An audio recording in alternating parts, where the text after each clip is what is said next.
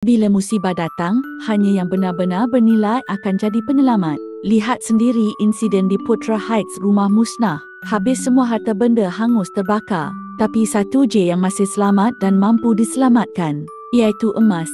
Inilah bukti kukuh kenapa emas wajar jadi sebahagian daripada simpanan kita. Emas bukan sekadar perhiasan, tapi ia aset fizikal yang bernilai tinggi dan boleh bertahan dalam pelbagai situasi.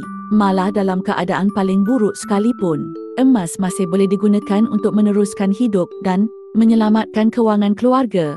Ramai orang simpan duit tunai, tapi bila bencana berlaku, duit boleh hilang, terbakar atau rosak. Tapi emas, ia tahan lasak, tak dimakan masa dan mudah dicairkan bila perlu. Jangan tunggu masa terdesak baru nak mula simpan emas. Mulakan sekarang dengan serendah RM100 sahaja.